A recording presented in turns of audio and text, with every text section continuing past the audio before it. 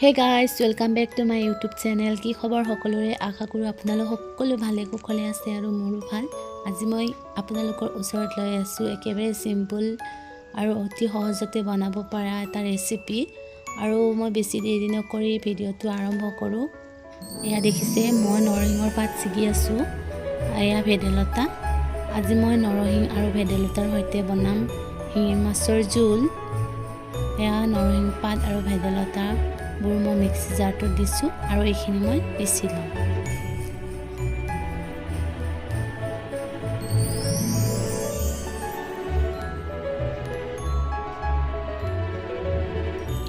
এইখিনি মই পিছি ললো আৰু ইয়াৰ জোল উলিয়াম আৰু পিঠাবোৰ আতৰাম।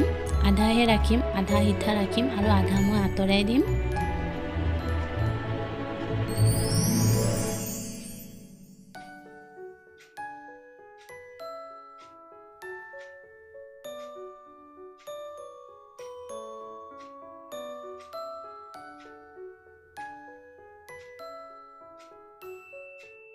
তাৰ পিছত এয়া দেখিছে মোৰ হাতত এয়া হৈছে গনচেনা কচু। মই ইয়া গনচেনা কচু বুলিয়ে জানো আৰু লৈছো নহৰু, আদা আৰু কেঁচা জলকীয়া দুটা। আৰু আপোনালোকে গনচেনা কচুটো কি বুলি কয় কমেন্ট সেকশন কমেন্ট কৰি জনাব। আজি মই শিঙি মাছৰ জোলখনত কোনো ধৰণৰ মছলা ব্যৱহাৰ নকৰো। আপোনালোকে ইচ্ছা কৰিলে মছলা ব্যৱহাৰ কৰিব পাৰিব। এয়া লৈছো শিঙি মাছ 3টা।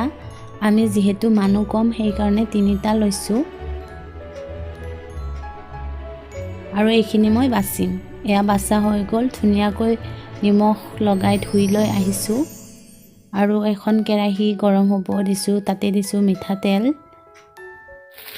আৰু এতিয়া মই মাছকেইটা ফ্ৰাই কৰি আছো আৰু ফ্ৰাই কৰোতে মই দিছো ইয়াতে নিমখ আৰু হালধি গুড়ি আৰু মই 2টা আলু বইল কৰি ৰাখিছিলো। সেই আলু 2টা এতিয়া মই অকমান তেল লগাই ভাজি আছো।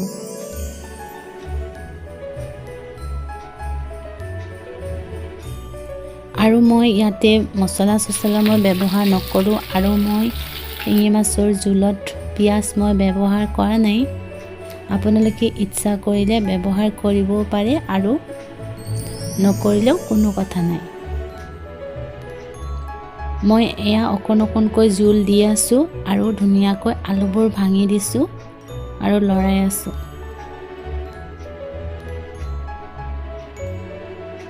এতিয়া বাকি থকা জলখিনি মই গোটেইখিনি এতিয়া ঢালি দিম।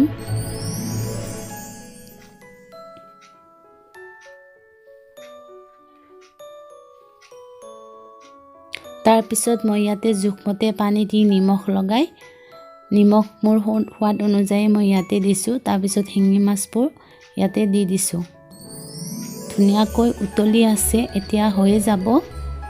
এয়া চাওক প্ৰায় ৰেডি হৈ গ'ল মোৰ শিঙি মাছৰ ভেদাইলতা নৰসিংহৰ জোল। আপোনালোকে কেনেকৈ বনাই কমেন্ট কৰি জনাব আৰু মই কেনেকৈ বনালো সেইটো আপোনালোকক অকমান শ্বেয়াৰ কৰিলো। যদি মোৰ ভিডিওটো চাই ভাল পালে please like comment and share কৰিব নাপাহৰিব। আজিলৈ বাই বাই।